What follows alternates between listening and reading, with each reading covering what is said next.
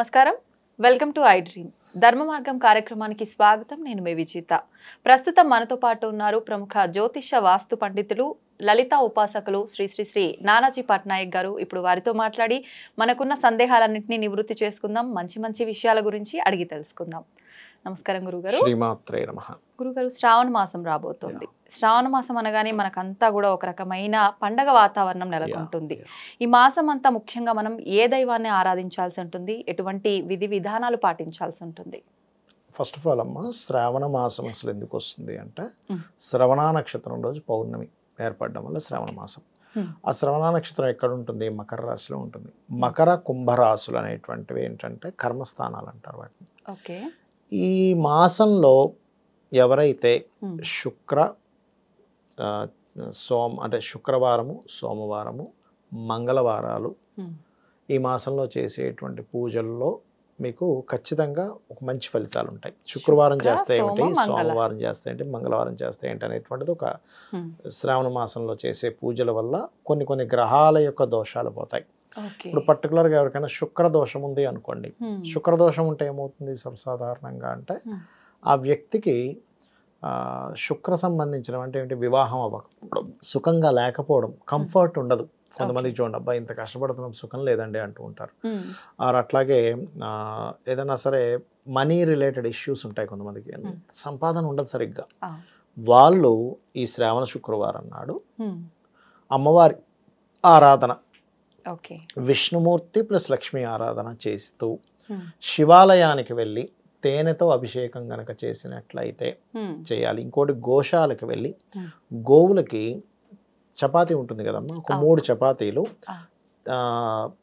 నూనె వేయకుండా కాల్చాలి నూనె వేయకుండా గోధుమ రవ్వతో చేసిన 3 చపాతీలు దాని మీద తేనె పూసి చిన్న ముక్కలుగా చేసి గోవులకు తినిపించాలి ఏది మన గోశాలకు వెళ్ళి దేశీవాలి గోవుకి ఎందుకు గోవు తినిపిస్తే ఏమవుతుంది గోవులో సకల దేవతలు ఉంటాయని చెప్పి మనకు శాస్త్రం చెప్తుంది మీరు ఒక జీవి దగ్గరికి వెళ్ళారు గోవుకున్న ప్రత్యేకత ఏమిటంటే మీరు మనకి ఈ గ్రహాల యొక్క ప్రభావం కానీ మనకుండే నెగటివ్ ఫీలింగ్స్ కానీ ఎనర్జీస్ కానీ మన ఆరాతో కనెక్ట్ అయి ఉంటుంది గోవుకున్న గొప్ప లక్షణం ఏంటంటే మీరు గోవు దగ్గరికి ఒక్కసారి వెళ్ళి ఏదైనా తినిపించి రాగానే మీరు ఫ్రీ అయిపోతారు గమనించండి బాడీ అంతా ఏదో సంథింగ్ నెగటివ్ ఎనర్జీ పోయిన ఫీలింగ్ వస్తుంది ఎందుకు అందులో సకల దేవతలు ఉంటారు దేశీవాలి గోవులు అలా గనక శుక్రవారాలు తినిపిస్తే మీకు ఫైనాన్షియల్ గ్రోత్ వస్తుంది అక్కడే గోశాలలో కూర్చొని కనుక మీరు ఓం సంపత్కరీ సమారూఢ సింధుర వ్రజ సేవితాయే నమః నామం కనుక ఒక చాంటింగ్ చేశారనుకోండి ఒక హాఫ్ అన్ అవర్ 40 minutes ఇంకొంచెం బాగా సపోర్ట్ అవుతుంది ఇది ఇక మంగళవారాలు శ్రావణ మంగళవారాలు ప్రత్యేకంగా స్త్రీలు చేస్తే ఇంకా మంచిది ఎందుకు వాళ్ళకి వివాహం ఇవ్వట్లేదు ఎందుకంటే మనకి శుక్రుడు వివాహానికి కారకుడు జెంట్స్కి కానీ స్త్రీలకు శుక్రుడితో పాటు కుజుడిని కూడా చూసుకోవాలి ఎందుకు అంటే కుజుడు భర్త కారకుడుగా చెప్తారు జ్యోతిష్ శాస్త్రంలో అందుకని మంగళ గౌరీ వ్రతం చేసుకోవాలి శ్రావణ మంగళవారాలు ముఖ్యంగా మంగళ గౌరీ వ్రతం చేసుకోవడము కుజగ్రహం దగ్గర దీపారాధన చేయడము కుజ శుక్ర గ్రహాల 2 గ్రహాల దగ్గర ప్లస్ కేతు గ్రహం దగ్గర ఇంకా కొంతమందికి రాహు ఎఫెక్ట్ వల్ల వివాహం అవ్వట్లేదు అనుకోండి అప్పుడు రాహు గ్రహం దగ్గర కూడా దీపారాధన చేసి సుబ్రహ్మణ్యేశ్వర స్వామి ఆరాధన శ్రావణ మంగళవారాలు లేదా అదేవిధంగా శ్రావణ మంగళగౌరి వ్రతం చేయిస్తే గనక వాళ్ళ జన్మజాతకాల్లో దోషం ఉంటుంది కొంతమందికి ఎలా ఉంటుందంటే సప్తమ స్థానం గనక లేట్ మ్యారేజ్తో కనెక్టివిటీ వచ్చింది అనుకోండి లేట్ అవుతుంటుంది కొంతమందికి ఏమవుతుందంటే సప్తమాధిపతి ఎర్లీ మ్యారేజ్ ఉంటుంది అప్పుడు ఎర్లీ అవుతుంది అది మనం చూసుకోవాలి చాలామంది ఏం చేస్తారంటే కంగారు పడతారు అయ్యో మా అమ్మాయికి ఇంకా వివాహం అవ్వట్లేదండి అంటే ఏమిటంటే లేట్ వివాహ యోగం ఉంది అక్కడ కొంతమందికి బంధువర్గంలో ఉంటుంది మరి కొంతమందికి ఎక్కడో విదేశాల్లో ఉంటుంది చాలామంది ఏం చేస్తారు లోకల్గా వెతుకుతూ ఉంటారు వాళ్ళ జాతకంలో విదేశాల్లో ఉంది యోగం మీరు ఇక్కడ వెతుకుతే ఎట్లా రాహు కనెక్టివిటీలో ఉంది అప్పుడు విదేశీ సంబంధాలు వెతుక్కోవాలి అమ్మాయికి విదేశాలకు వెళ్ళే యోగం ఉంటుంది అది ఫస్ట్ ఆఫ్ ఆల్ అక్కడ ఏముందో చూసుకోవాలి ఇక శ్రావణ సోమవారాలు దేనికి చేయాలి మానసిక ఇబ్బంది ఉంటుంది అంటే కొంతమంది మానసికంగా బాగా నలిగిపోతుంటారు చిన్న విషయాలకి ఎమోషన్గా కృంగిపోతూ ఉంటారు అట్లాంటి వాళ్ళు శ్రావణ సోమవారాలు చేయాలి ఏం చేయాలి ఆ రోజు పంచామృతాలతో స్వామివారికి ఈశ్వరుడికి అభిషేకం చేయడం లేదు మీకు టెంపుల్స్ దగ్గరగా లేవు ఇంట్లోనే చిన్న శివలింగం ఒకటి పెట్టుకొని పంచామృతాలతో చేయొచ్చు, పాలతో చేయొచ్చు, లేకపోతే వాటర్తోనే కూడా చేయొచ్చు. మీరు బిల్వపత్రం పెట్టి చేస్తే మరింత బాగుంటుంది. బిల్వపత్రం పెట్టి కనుక మీరు అభిషేకం కనుక చేసినట్లయితే మీ బుద్ధి ప్రచోదితం అవుతుంది. ఎప్పుడైనా సరే మన మనసు ఎక్కువగా కకలావికలం చెందుతూ బాధపడుతున్నామంటే మన బుద్ధి ఎక్కడో డౌన్లో ఉంది.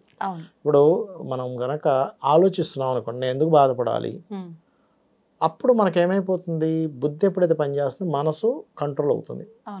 బుద్ధి పనిచేయనప్పుడు మనసు డామినేట్ చేస్తుంది, నెగిటివ్ సైడ్. ఎప్పుడైతే మీరు బిల్వపత్రం పెట్టి మీరు ఈశ్వరుని ఆరాధిస్తారో 100% మీకు ఆ దోషం అనేటువంటిది పూర్తిగా తగ్గుతుంది. అది మెయిన్గా గుర్తుపెట్టుకోండి.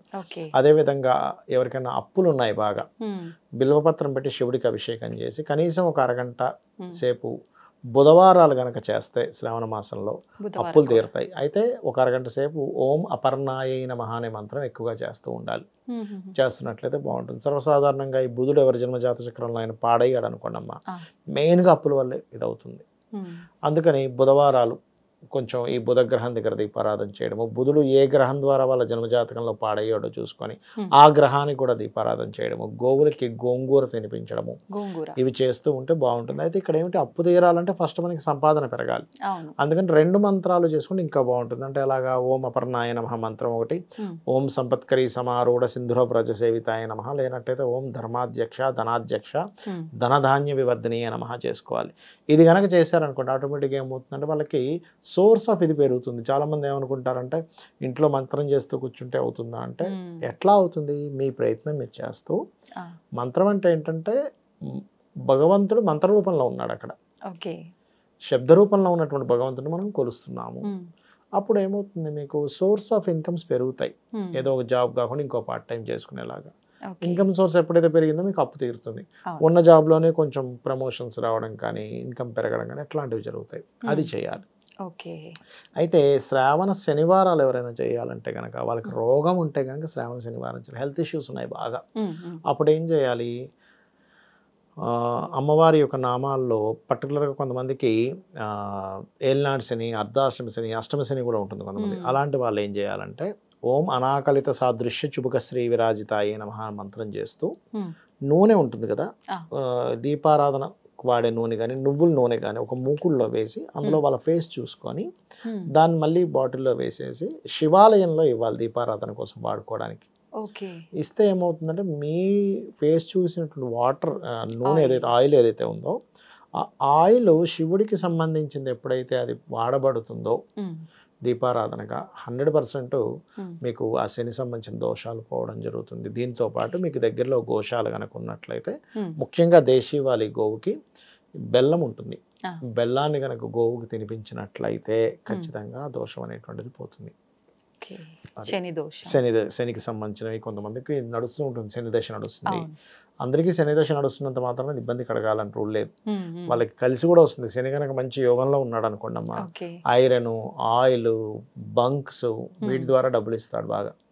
బాగోపోతేనే ఇబ్బంది లేదా, కన్సల్టెన్సీ సెంటర్స్ ఉంటాయి, సాటర్న్ జాబ్ కన్సల్టెన్సీ సెంటర్స్ శని ద్వారానే వస్తుంది. అట్లా అందరికీ ఏలినాడ్స్ని ఇబ్బంది ఇవ్వాలని రూల్ లేదు, కొంతమందికి ఏలినాడ్స్ని మంచి చేస్తుంది కూడా. ఎందుకు అంటే డిపెండ్ ఆన్ పోర్ట్ఫోలియో బట్టి ఉంటుంది. సో అది మనం చూసుకోవాలి. మొత్తానికి మనం శ్రావణ మాసంలో ప్రతి రోజుని ఉపయోగించుకునే అవకాశం ఉంది. ఎగ్జాక్ట్లీ అమ్మా, చక్కగా వివరించారు గురుగారు. ధన్యవాదాలు. శ్రీమాత్రే నమః.